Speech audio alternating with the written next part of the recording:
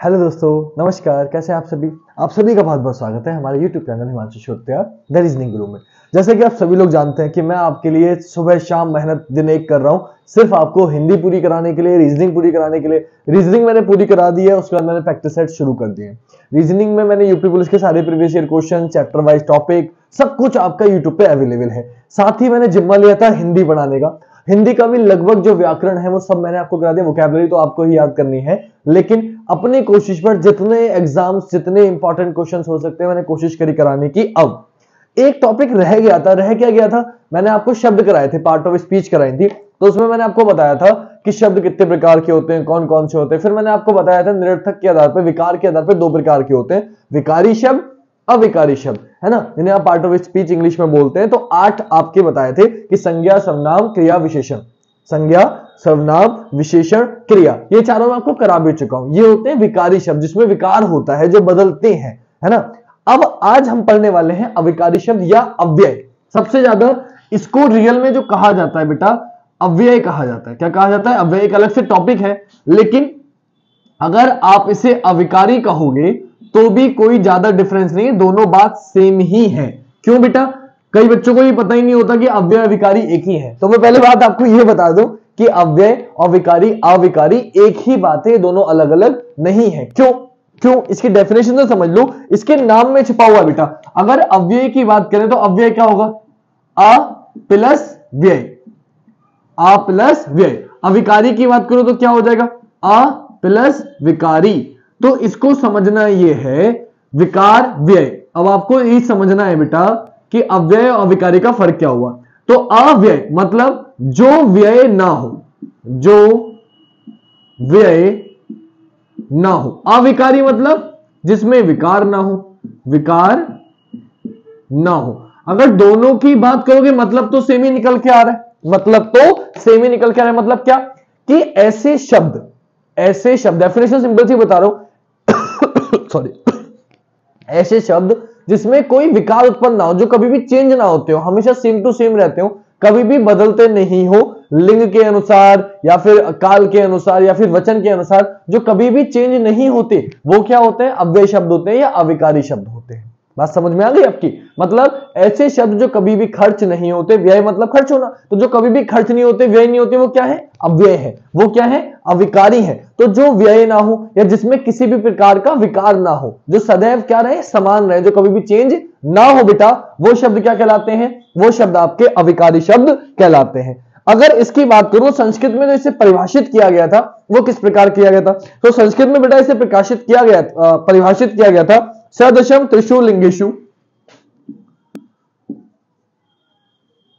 सदृशम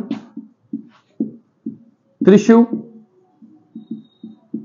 लिंगेषु, सदृशम त्रिषु लिंगेषु, सर्वासु च विभक्तिषु, सर्वासु च विभक्तिषु, सर्वासु च विभक्तिषु। अगर इसके बाद अगर हम बात करें तो एक लाइन और है, वचनेषु च सर्वेषु, वचनेषु च सर्वेषु। तो लिख ही देता हूं, वचनेषु च सर्वेषु, वचनेषु च सर्वेषु यन्यम व्ययति, यन्नम व्ययति तद्व्ययम्,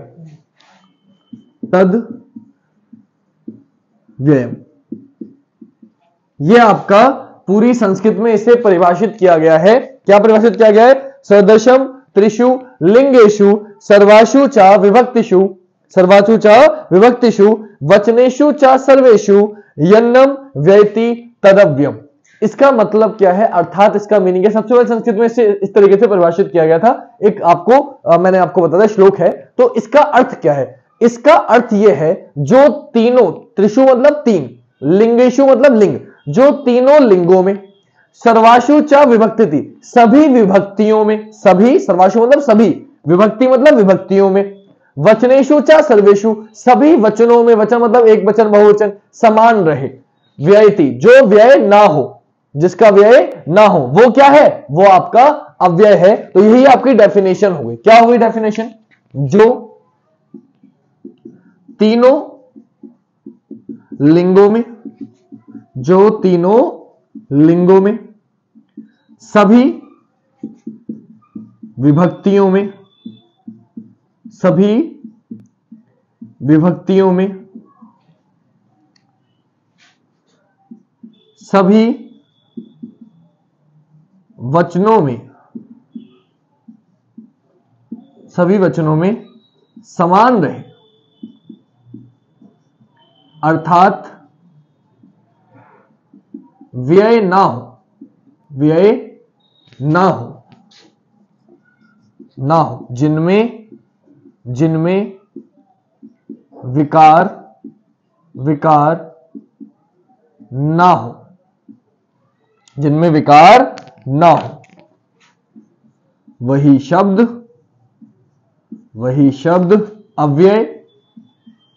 अव्यय या अविकारी शब्द कहलाते हैं।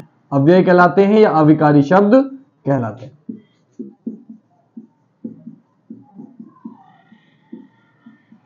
बात समझ में आ गई? तो इसका मतलब क्या हुआ? जो तीनों लिंगों में, सभी विभक्तियों में, सभी वचनों में समान रहे, अर्थात व्यय ना हो, जिनमें विकार उत्पन्न ना हो। विभक्ति या काल भी कह सकते हो आप, कालों में, है ना, भूतकाल, भविष्यकाल, वर्तमान काल में अलग ना हो, सेम रहे हमेशा, वही शब्द क्या कहलाते हैं? अव्यय कहलाते हैं या अविकारी शब्द कहलाते हैं। सबसे पहले किसमें डिवाइड हुआ था?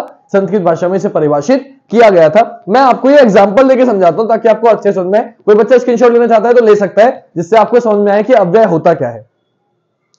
क्लियर? चलिए, आपने स्क्रीनशॉट इसका ले लिया होगा। अब मैं आपको समझाता हूं इसको क्या लिखा है अव्यय। अगर अब भी समझ में नहीं आया तो मैं एग्जांपल में समझाता हूं ताकि आपकी समझ में और अच्छे से आए कि मैं क्या कहना चाह रहा हूं, मैं आपको क्या समझाना चाह रहा हूं। क्योंकि बेटा अगर आप समझोगे नहीं तो कॉन्सेप्ट ना भूल जाओगे। और मैं आपको रट्टा नहीं पढ़वाना चाहता कि किताब को ऐसे कैसे उतार दिया। मैं चाहता हूं आप ऐसे पढ़ो कि आपको रट्टा ना मानना पड़े, आपके दिमाग में बस जाए कि हाँ ये तो मुझे आता है ना, ये तो मुझे आता है। तो मैं वही चीज कोशिश कर रहा हूं। अब ये है क्या क्या नहीं है, आपने सब नाउन, प्रोनाउन, एडजेक्टिव सब पढ़ा है बच्चों में। Verb, adverb, preposition, conjunction, interjection, वही हम पढ़ने वाले हैं। हम वही पढ़ने वाले, बस हिंदी में पढ़ने वाले हैं। और हमने इंग्लिश में तो पढ़ा था, ये रट्टा मारा था, एक्चुअली पढ़ा नहीं था। A noun is the name of person, place or thing, हमने रट्टा मारा था। संज्ञा, सर्वनाम, क्रिया, विशेषण, मैंने आपको सब पढ़ाया है। ये अविकारी अव्यय रह गए थे, तो आज मैं अव्यय पढ़ा दूंगा। पूरी पार्ट ऑफ स्पीच कंप्लीट हो जाएगी और इससे क्वेश्चन बनेंगे, ये बात आप ध्यान रखिएगा। तो बेटा अगर मैं बात करूं संज्ञा, सर्वनाम, नाउन, प्रोनाउन, एडजेक्टिव तो पढ़ा दिया। तो इसको कराने से पहले मैं आपको एक एग्जांपल दे दूं, इससे आपकी समझ में आएगा कि है क्या। तो मैंने बताया ऐसे शब्द जो लिंग, वचन, काल या विभक्ति में समान रहे वो अव्यय है। तो लिंग कितने होते हैं? 2 होते हैं।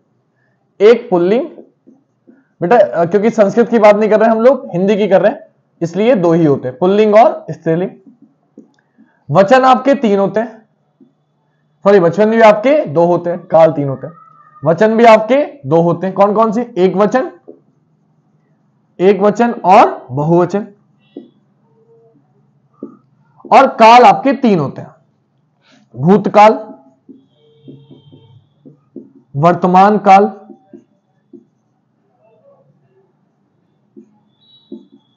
और भविष्य काल, है ना। तो ऐसे शब्द जो कभी भी किसी भी का हालात में चेंज ना हो, चाहे मैं लिंग चेंज करूं, चाहे मैं वचन चेंज करूं, चाहे मैं काल चेंज करूं, कभी भी बदले ना, वो अव्यय होंगे। जैसे मैं एग्जांपल समझा रहा हूं ताकि आपकी समझ में अच्छे से आए। मैंने बोला हिमांशु, या हिमांशु ही लिखते, रुक जाओ, मैं, हिमांशु तो मैं ही हूं ना, मैं वहां पढ़ाता हूं, मैं वहां पढ़ाता हूं। मैं कहां पढ़ाता हूं? चाणक्य में। तो मैंने लिख दिया मैं वहां पढ़ाता हूं, ठीक है, मैं वहां पढ़ाता हूं। अब मैंने अगला शब्द लिखा, अगर मैंने जेंडर चेंज किया कि लिंग बदलते हैं, अभी तो पुल्लिंग हूं, मैं वहां पढ़ाता हूं, मैं जेंडर चेंज करके चेक करता हूं कि ऐसा कौन सा शब्द है जो बदलेगा नहीं। तो मैंने लिखा मैं वहां पढ़ाती हूं, मैं वहां पढ़ाती हूं। आपने देखा कि पढ़ाती हो गया, हूं सेम रहा, मैं सेम रहा, वहां भी सेम रहा। तो अभी पहचान नहीं हो रही ना, पहचान नहीं हो रही। अब मैं वचन में चेंज करके चेक करता हूं। मैं वहां पढ़ाता हूं, एक वचन तो हो गया, मैंने लिखा हम, बहुवचन बनाते हैं, हम वहां पढ़ाते हैं। अब आपने क्या देखा? अब आपने चेक किया कि भैया ये भी चेंज हो गया, सर ये भी चेंज हो गया और सर ये भी चेंज हो गया। क्या चेंज नहीं हुआ? सिर्फ वहां एक ऐसा शब्द है जो चेंज नहीं हुआ, यानी कि अव्यय क्या हो गया? वहां। मैं इसको काल में भी चेंज कराता हूं। मैंने बोला हम वहां पढ़ाते हैं तो ठीक है, या मैं वहां पढ़ाता हूं, ये प्रेजेंट की बात चल रही है ना। मैंने लिख दिया मैं, भूतकाल में चले गए, वहां पढ़ाता था, मैं वहां पढ़ाता था। देखो वहां अब भी ऐसे का ऐसे ही है।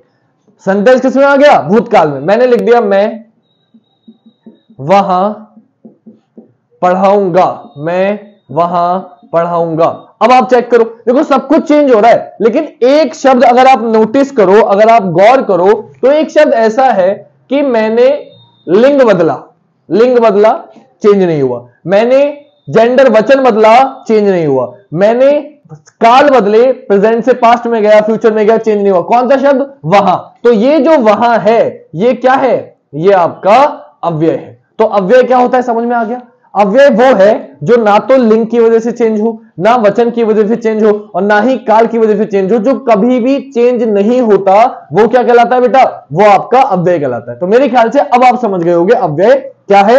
अब आपका अव्यय में कोई डाउट नहीं रहा होगा। अगर इतनी बात समझ में आ गई तो अब आते हैं अव्यय के। अव्यय क्या होता है तो समझ गए। अब अव्यय कितने प्रकार का होता है हमें यह समझना है। तो ऐसे शब्द अव्यय कैसे पहचानोगे? जो शब्द कभी भी चेंज ना हो, चेंज करके देख लेना सेंटेंस में रख के। जो कभी भी चेंज नहीं होगा ऐसे सेंटेंस बना लेना मेरी तरह और चेक कर लेना। जो कभी भी चेंज ना हो वो क्या है? आपका अव्यय है। पहले शुरू के दो देख के आपको लगा होगा सर हूं भी सेम है, मैं भी सेम है, लेकिन जैसे ही अगले में गए आपको पता चल गया अब बदल गया, अब ये सेम नहीं रहे। तो वो शब्द जो कभी भी चेंज ना हो वो अव्यय होते हैं। यानी कि मैं अगर दो में सेम था तो इसे आप सोच लो अव्यय नहीं है ना बेटा। अब आते हैं अगले पे। तो अव्यय तो आप समझ गए बेटा।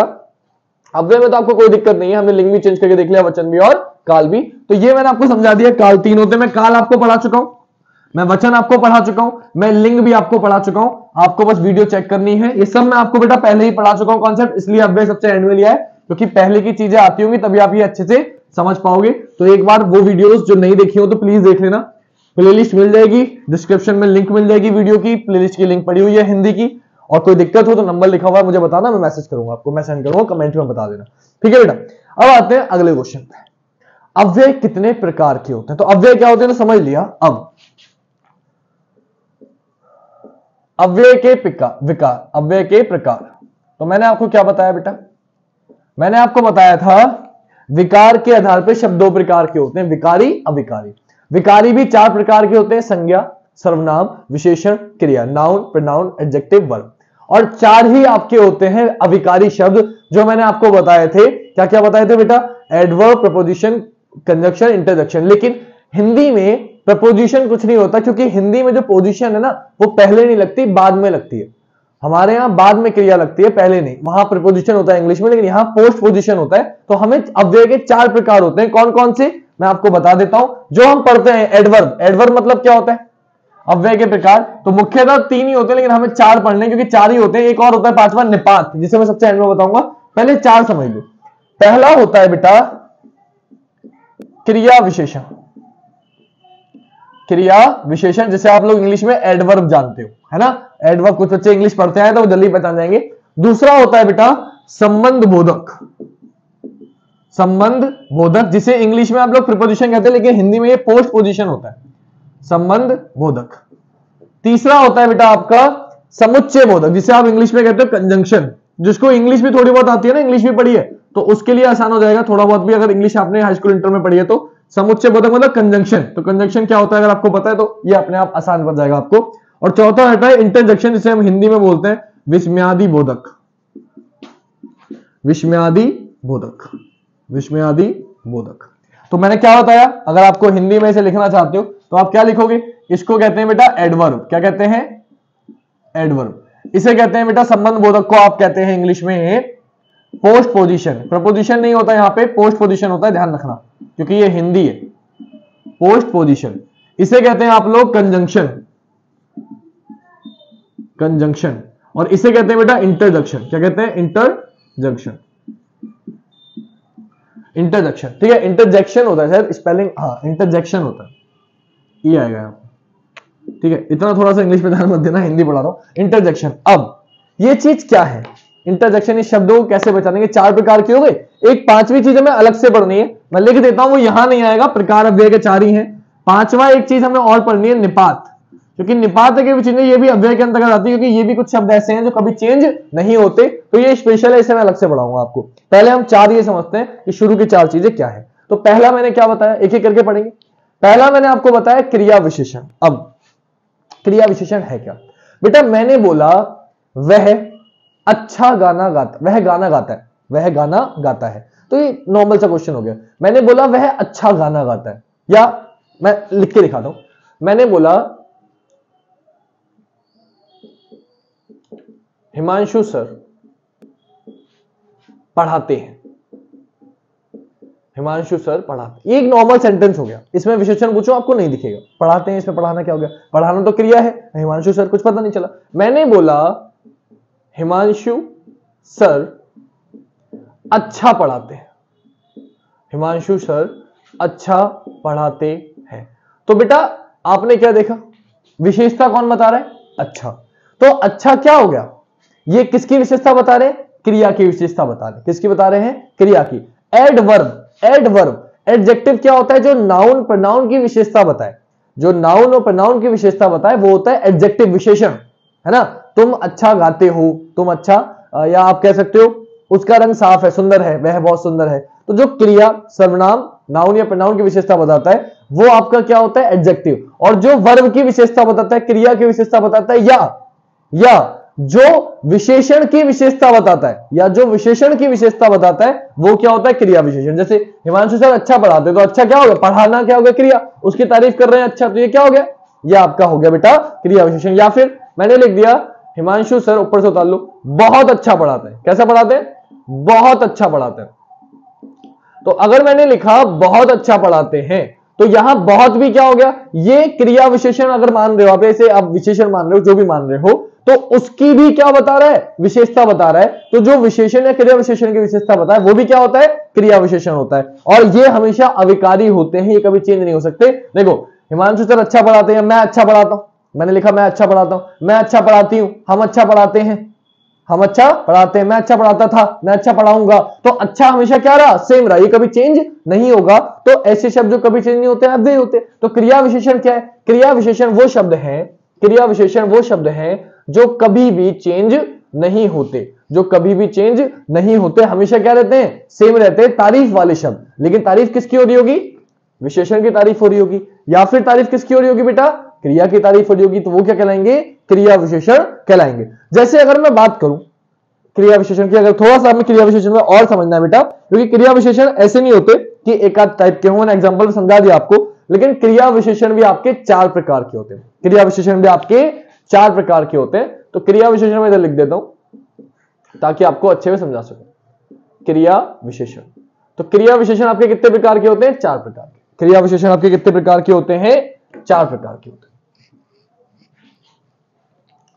क्रिया विशेषण आपके चार प्रकार के होते हैं, 1 2 3 4 क्रिया विशेषण आपके चार प्रकार के होते हैं। सबसे पहला, तो सबसे पहला टाइप अगर मैं बात करूं तो वो होता है बेटा कालवाचक, कालवाचक। दूसरा होता है बेटा स्थानवाचक, स्थानवाचक। तीसरा होता है बेटा परिमाणवाचक, परिमाणवाचक। और बेटा अगर हम बात करें चौथे की, तो चौथा होता है बेटा आपका रीतिवाचक, रीतिवाचक। कितने प्रकार के होते हैं, चार प्रकार के होते हैं। इनका मतलब क्या है, मैं छोटे छोटे शॉर्टकट में, पूरी डेफिनेशन की जरूरत नहीं है आपको, शॉर्ट में समझते हैं।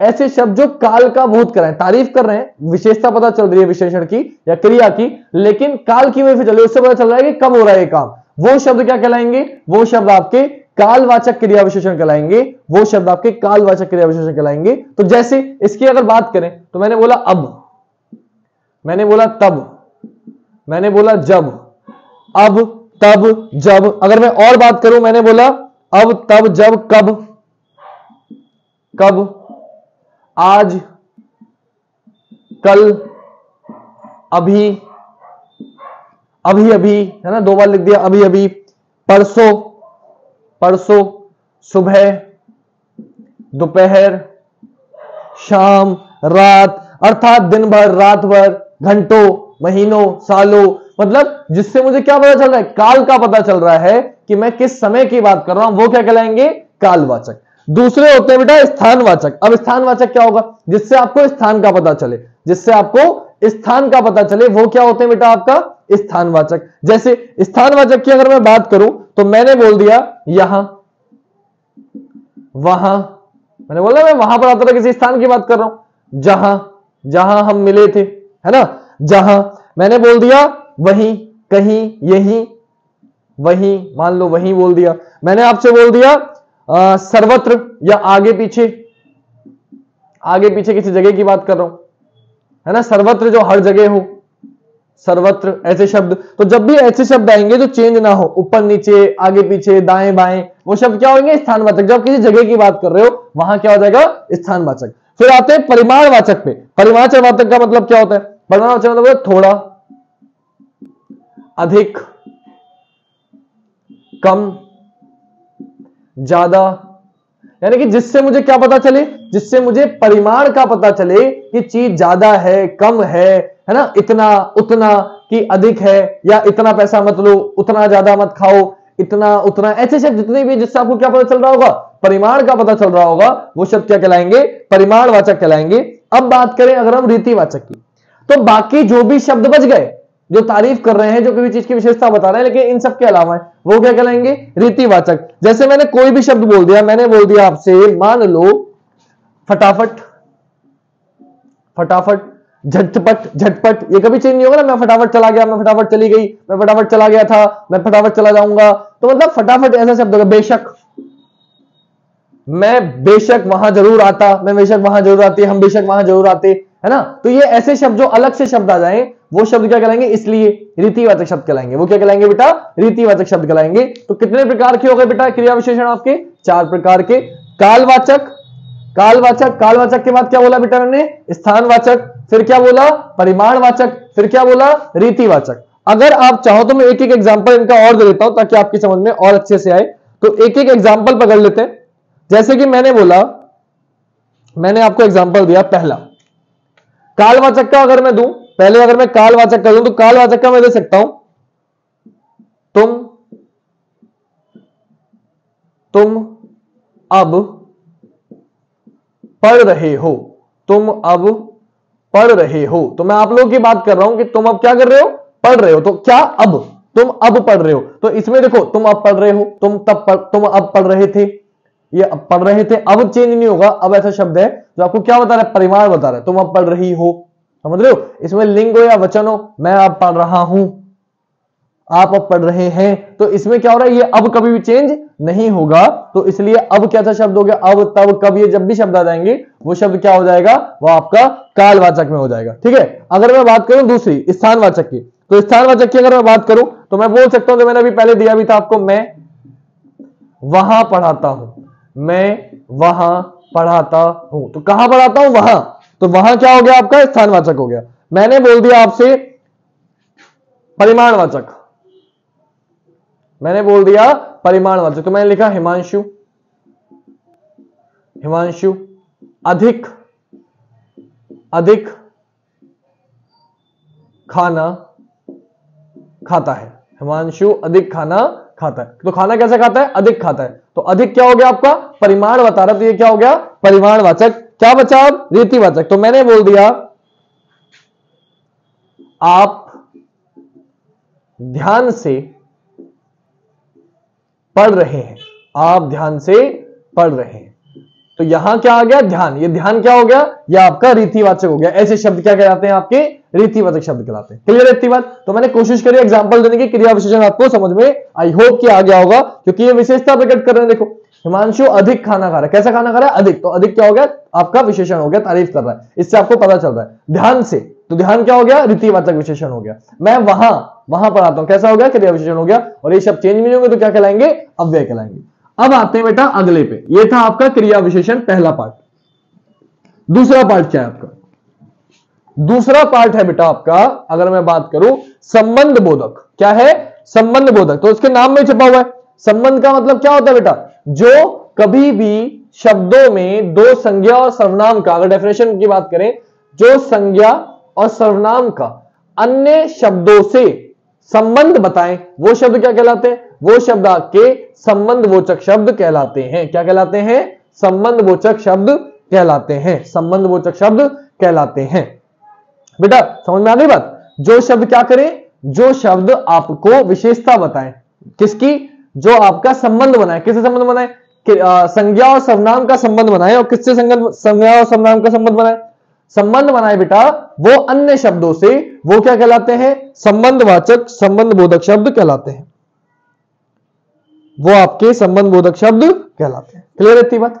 अब जैसे एग्जांपल देता हूं आपको, ऐसे नहीं कि मैं ऐसे कुछ भी बोल रहा हूं, आपको आराम से समझाते हैं ताकि आपको समझ में अच्छे से आए, कोई डाउट ना रहे। तो संबंध बोधक की बेटा बात करें, इंग्लिश में क्या बोलते हैं इसे, पोस्ट प्रपोजिशन, पोस्ट प्रपोजिशन। जैसे कि अगर मैं बात करूं संबंध बोधक की, तो आप कह सकते हो, इसके कुछ शब्द से बताता हूं, आप डायरेक्टली कुछ शब्द याद रखो।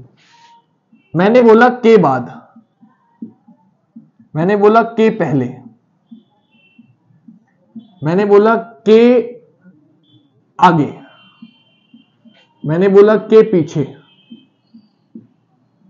के दाएं, के बाएं। मतलब जब भी मैं ऐसे शब्द बोल रहा हूं, उसके बाएं, उसके दाएं, उसके आगे, उसके पीछे, उसके नीचे, उसके ऊपर, उसके बाद, उसके पहले, तो जो शब्द संबंध बनाया ना, ये संज्ञा सर्वनाम का, कि राम ने शाम के बाद गाया, तो राम का संबंध किससे बनाते, शाम से बनाते, शाम के बाद। तो ये क्या हो गया, ये शब्द क्या कहलाएंगे, संबंधवाचक शब्द कहलाएंगे। क्या कहलाएंगे बेटा, संबंधवाचक शब्द कहलाएंगे। जैसे मैंने आपको एग्जांपल दिया कि मैं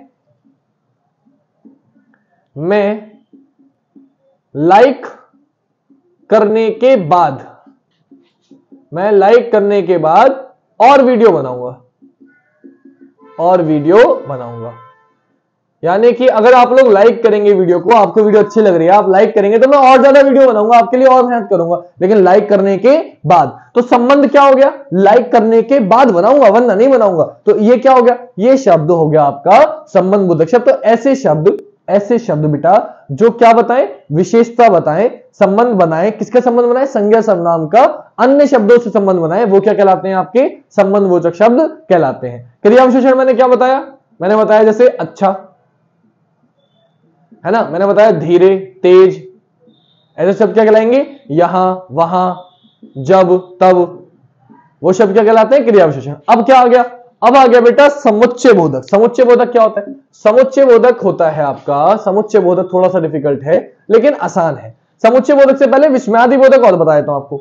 विस्मयादि बोधक क्या होता है, विस्मयादि बोधक का मतलब ये इंटरजेक्शन, और आपने सिंबल मैंने बताया था, आपको पढ़ाया था, विस्मयादि बोधक का मतलब क्या होता है, आपका एक्सक्लेमेटरी सिंबल, जब हम किसी की तारीफ करते हैं, है ना, तो इसको आप लिख लो कि जब हम ज्यादा खुश होते हैं, हर्ष, शोक, लज्जा,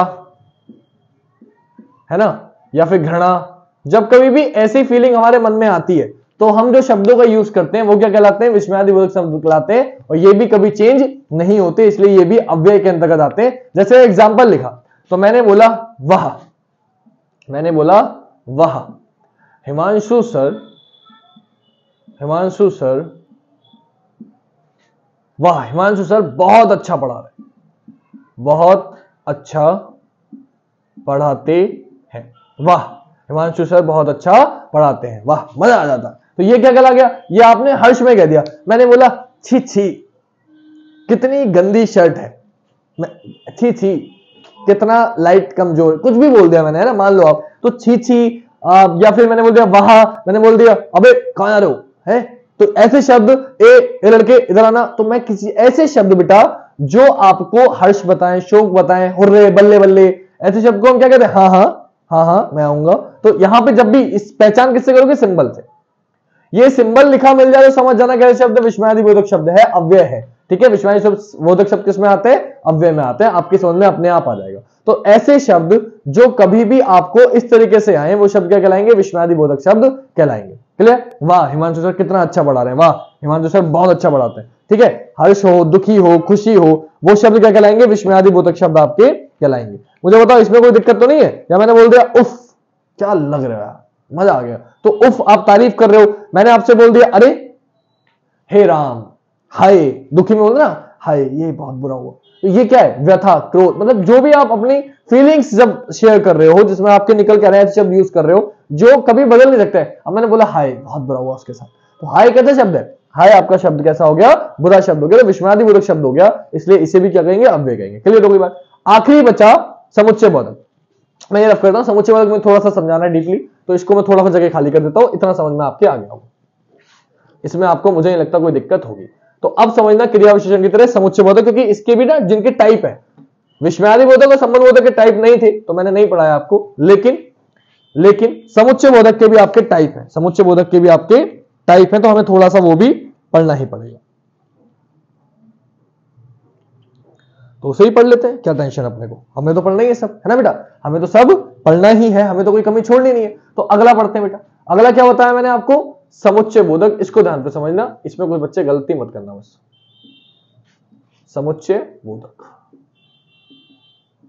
अगर मैं समुच्चय बोधक की बात करूं बेटा, तो समुच्चय बोधक क्या है, समुच्चय मतलब क्या होता है, समुच्चय मतलब होता है कंजंक्शन, या समुच्चय बोधक मतलब जोड़ने वाले, है ना। तो याद रखना, दो शब्द, दो वाक्य, या आप कह लो दो शब्द, दो वाक्य, या फिर दो वर्णों को जोड़ने वाले शब्द क्या कहलाते हैं, आपके समुच्चय बोधक शब्द कहलाते हैं। ऐसे शब्द जो जोड़ देते हैं, किसे जोड़ देते हैं बेटा, जो दो शब्दों को जोड़ दें, या दो वाक्यों को जोड़ दें, या दो वाक्यांशों को जोड़ दें, वो शब्द क्या कहलाते हैं आपके, वो शब्द आपके समुच्चय बोधक शब्द कहलाते हैं। इतना बस समझ लो, वो शब्द आपके क्या कहलाते हैं, समुच्चय बोधक शब्द कहलाते हैं। मतलब जैसे आपको मैं अगर एग्जांपल दूं, तो मैंने बोला राम गाना गाएगा और श्याम नाचेगा, तो राम गाना गाएगा और श्याम नाचेगा, अगर मैं और हटा दूं, राम गाना गाएगा श्याम नाचेगा, मजा नहीं आया। दोनों शब्दों को जो दोनों वाक्य हैं, श्याम नाचेगा, राम गाना गाएगा, इनको जोड़ा किसने, और ने, तो और क्या हो गया, और आपका समुच्चय बोधक शब्द हो गया। तो ऐसे शब्द जोड़ देते हैं किसको, जो बेटा आपके दो वाक्यों को जोड़ देते हैं, दो शब्दों को जोड़ देते हैं, वो शब्द क्या कहलाते हैं, समुच्चय बोधक शब्द कहलाते हैं। अब मैंने समुच्चय बोधक शब्द क्या है तो आपकी समझ में आ गया होगा, इसमें कुछ बताने की ज्यादा जरूरत भी नहीं है, बट फिर भी अगर आप चाहो तो मैं आपको बता सकता हूं, कोई इश्यू नहीं है। समुच्चय बोधक शब्द का अगर एग्जांपल देना चाहूं तो मैं दे सकता हूं, क्या कि सोनी पढ़ रही है और हिमांशी सो रही है, और हिमांशी सो रही है, ठीक है बेटा। या फिर एक एग्जांपल और देता हूं, एक शब्द तो ये हो गया, सोनी पढ़ रही है और हिमांशी सो रही है। दूसरा एग्जांपल देता हूं, दिव्यांशु, दूसरा एग्जांपल मैंने आपको दिया, दिव्यांशु ने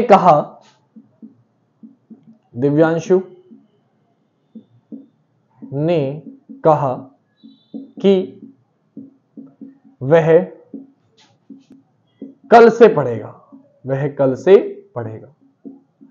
तो आपने क्या देखा, वह कल से पढ़ेगा, दिव्यांशु ने कहा, ये दो शब्द थे, इनको जोड़ा किस शब्द ने, इनको जोड़ा की ने, तो ये की क्या हो गया, ये समुच्चय बोधक शब्द हो गया। सोनी पढ़ रही है और हिमांशी सो रही है, तो सोनी पढ़ रही है अलग सेंटेंस है, हिमांशी सो रही है अलग सेंटेंस है, इनको जोड़ा किसने, और ने जोड़ा, तो और क्या हो गया, समुच्चय बोधक शब्द हो गया। इतनी बात समझ में आपकी आ चुकी होगी। अब समुच्चय बोधक शब्द भी आपके दो टाइप के होते हैं। कितने टाइप के होते हैं, दो टाइप के होते हैं। कौन कौन से, पहला होता है समानाधिकरण, पहला क्या होता है, समानाधिकरण, समानाधिकरण।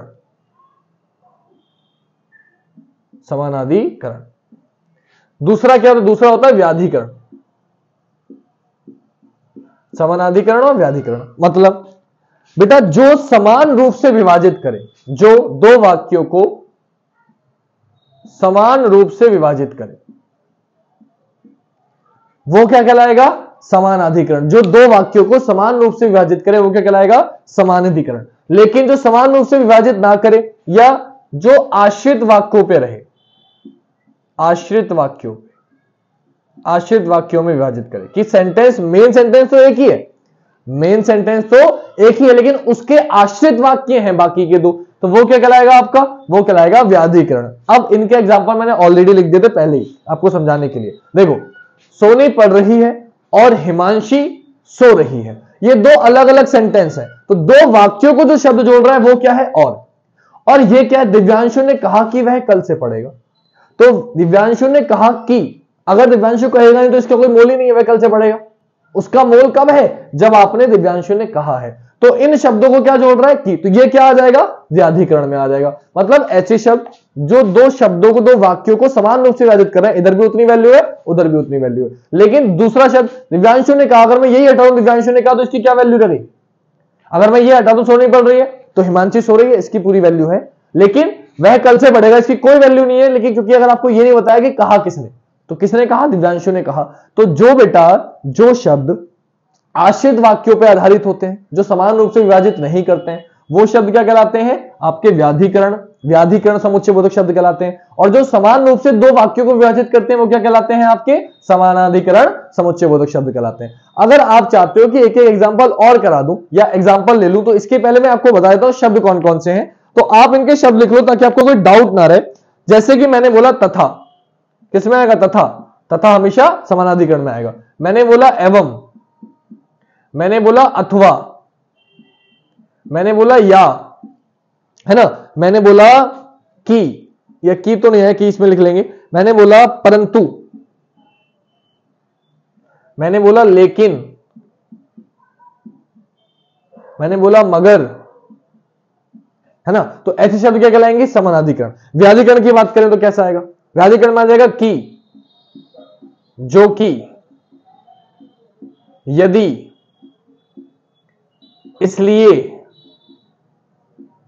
इसलिए, मानो, यानी, ऐसे शब्द क्या आ जाएंगे, ऐसे शब्द आपके व्याधिकरण कहलाएंगे। ऐसे शब्द क्या कहलाएंगे बेटा, आपके व्याधिकरण शब्द कहलाएंगे। तो एग्जांपल से आप समझ गए होंगे, एग्जांपल से आप समझ गए होंगे। इसमें कोई डाउट मुझे नहीं लगता कि आपको होना चाहिए, इसमें कोई डाउट आपको होना बेटा चाहिए। मुझे ऐसा प्रतीत नहीं हो रहा कि आपको इसमें अब और ज्यादा पढ़ने की आवश्यकता है, बट फिर भी एक एक एग्जांपल मैं आपको और देता हूं ताकि आपको ये ना लगे कि सबने समानाधिकरण और व्याधिकरण को ऐसे ही छोड़ दिया। तो इनका एक एक एग्जांपल देता हूं, फिर हम समझते हैं निपात क्या है, और फिर अपनी क्लास को समाप्त कर दूंगा। ज्यादा लंबी नहीं करूंगा क्योंकि हमारा कॉन्सेप्ट पूरा हो जाएगा, ठीक है बेटा। तो अव्यय क्या होते हैं समझा दिया बहुत अच्छे से आपको, अव्यय कितने प्रकार के होते हैं ये समझा दिया आपको। अब इनके बारे में पूरा डीपली समझा दिया है। एक एग्जांपल आप और लेना चाहते हो तो और ले लो, कोई दिक्कत नहीं है ना। तो अगर मैं बताऊं, उसने बता दिया था, उसने बता दिया था ताकि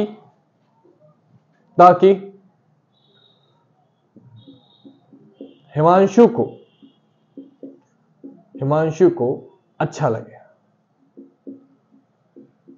कुछ लोग बातें छुपाते ना, तो उसकी जगह उन्होंने क्या कहते, हिमांशु ने उसने बता दिया था ताकि हिमांशु को अच्छा लगे। तो आपने क्या देखा, आपने देखा ये आश्रित वाक्य है। एक वाक्य में दम क्या है, उसने बता दिया था ताकि हिमांशु को अच्छा लगे। क्यों बताया उसने, ताकि हिमांशु को अच्छा लगे। दोनों सेंटेंस किसी एक के बिना अधूरे हैं, है ना, दोनों को एक दूसरे की जरूरत, तभी आपको पूरी बात समझ में आएगी। तो ये क्या कहलाएगा, ये आपका कहलाएगा व्याधिकरण। लेकिन अगर मैंने लिखा कि हिमांशु पढ़ा रहा था तथा दिव्यांशु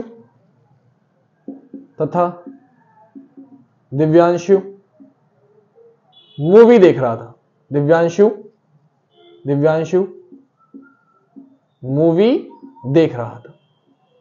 अब आपने क्या देखा, ये क्या आ गया, तथा आ गया, तो ये क्या शब्द हो जाएगा, ये हो जाएगा समानाधिकरण। क्यों, दोनों में अलग अलग वैल्यू, हिमांशु पढ़ा रहा था इसका, तथा दिव्यांशु मूवी देख रहा, दोनों अलग अलग सेंटेंस है, दोनों का आपस में कोई संबंध नहीं है। तो दो सेंटेंसों को जोड़ता है तो समानाधिकरण। और जो आश्रित वाक्य होते हैं कि एक ही से आश्रित है दूसरा वाक्य, वो क्या कहलाएगा, व्याधिकरण। दोनों किसके पास गए, समुच्चय बोधक के। अब आते हैं आखिरी चीज आपकी, जिसका इन चारों से कोई लेना देना नहीं है, अव्यय के प्रकारों से। तो वो क्या है वो आपको समझा देता हूं, ये मैं सब रफ कर देता हूं। तो पांचवी चीज, आखिरी चीज, फिर आप चले जाना, वो है निपात। क्या है बेटा, वो है आपका निपात। अब निपात क्या होता है बेटा, निपात मतलब ऐसे शब्द जो बल दे, मतलब जो आपकी बात में बल पैदा कर दे। ऐसे शब्द जो बल भर देते हैं, ऐसे शब्द जो बल भर देते हैं। क्या आप कोई बात बोल रहे हो लेकिन उनका प्रयोग करने से उस बात में दम आ गया, उस बात में लगा कि हाँ यार अब मुझे लगा इस बात में दम है। तो इस बात में दम है, दम डालने के लिए हम क्या करते हैं, उन शब्दों को क्या कहते हैं, निपात कहते हैं। जैसे अगर मैं एग्जांपल दूं निपात की, तो मैंने बोला हिमांशु, आपको पता है मैं अपने आप को प्रमोट करता हूं, किसी और को नहीं करता। एग्जाम्पल मैंने लिखूं, हिमांशु पढ़ा रहा था, हिमांशु पढ़ा रहा था। अब मैंने बोला हिमांशु ही पढ़ा रहा था, हिमांशु ही पढ़ा रहा था, हिमांशु ही पढ़ा रहा था। तो देखो बात तो दोनों सेम ही है, बात तो दोनों सेम ही है, लेकिन जब मैंने बोला हिमांशु ही पढ़ा रहा था और कोई नहीं पढ़ा रहा था, तो मैंने क्या बोला, मैंने जोड़ डाला अपनी बात पे, मैंने अपनी बात पे जोड़ डाला कि हिमांशु ही पढ़ा रहा था। तो ये क्या कहलाएगा बेटा, ये आपका कहलाएगा, ये आपका क्या कहलाएगा बेटा, ये आपका कहलाएगा ही, जो शब्द है निपात। तो ऐसे शब्द जो आपकी बात में दम डाले, है ना, कुछ शब्दों का प्रयोग किया जाता है विशेष प्रकार का बल प्रकट करने के लिए। आप दिखाना चाहते हो कि हाँ मेरी बात में और ज्यादा दम है, वो शब्द क्या कहलाते हैं, आपके निपात कहलाते हैं, जो कि बहुत सारे हैं। जैसे मैंने बोला, जैसे मैंने बोला दिव्यांशु, दिव्यांशु हंस रहा था। दिव्यांशु एक्चुअली मेरे भाई का नाम है। दिव्यांशु हंस रहा था। अब मैंने बोला दिव्यांशु भी हंस रहा था, दिव्यांशु भी हंस रहा था। तो बात तो सेम ही है, दिव्यांशु हंस रहा था, दिव्यांशु भी हंस रहा था, लेकिन जैसे ही मैंने भी लगाया, सिर्फ एक शब्द लगाया भी, इससे सेंस थोड़ा सा बदलता आया। दिव्यांशु भी हंस रहा था मतलब और लोग भी हंस रहे थे।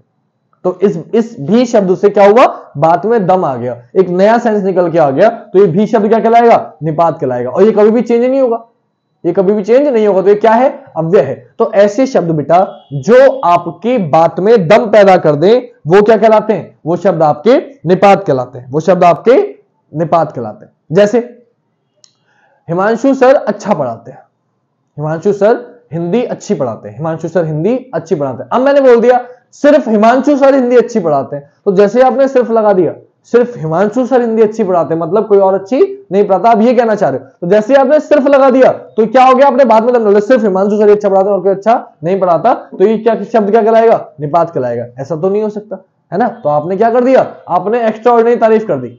इसका कौन सा अलंकार है अगर मैं पूछूं तो, चलो छोड़ो वो बात की बात है। तो ये एग्जाम्पल अच्छा कमेंट में बताना, ठीक है, बता पाओ तो। अब आते हैं चलो फिर इस पे, समझ में आ गई इतनी बात। तो ऐसे कोई भी क्वेश्चन हो जिसमें आपकी बात में दम पड़ रहा हो, तो वहां क्या होता है, वहां आपका निपात होता है। जैसे मैं कुछ ऑप्शन एक्स के बता देता हूं, कुछ शब्द जो अक्सर यूज होते हैं। जैसे सबसे ज्यादा तो ही यूज होता है, उसने ही ऐसा कहा, उसने ही ऐसा करा, तो ही। फिर दूसरा भी बहुत यूज होता है। फिर एक शब्द है केवल, केवल के अलावा है सिर्फ, फिर है मात्र, फिर है एकमात्र, ठीक है। तो ये ऐसे शब्द हैं, या फिर एक शब्द है तक।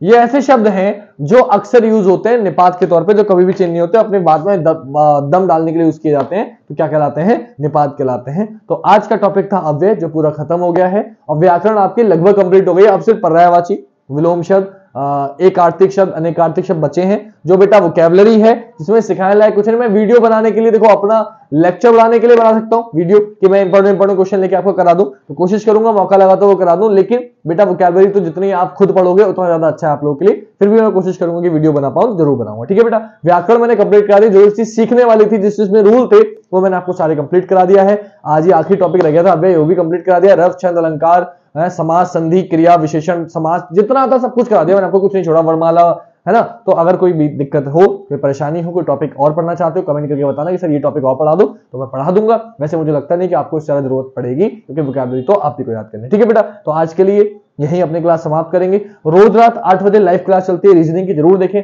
और हिंदी की क्लास 3 बजे चलती है। और बेटा जब वीडियो देख रहे हुआ करे तो लाइक कर दिया करो, पैसे नहीं लगते लाइक करने के, बस टीचर को अच्छा लगता है कि मैं मेहनत कर रहा हूं तो मुझे मेहनत का फल मिल रहा है। तो प्लीज लाइक किया करो, कमेंट किया करो, अच्छा लगता है हम लोग को, ठीक है बेटा। कोई भी टीचर उसको अच्छा लगता है कि हाँ बच्चे मुझे प्यार दे रहे हैं, ठीक है बेटा। चलो आज की क्लास यहीं समाप्त करेंगे। जय हिंद, जय भारत, वंदे मातरम, शुभ रात्रि।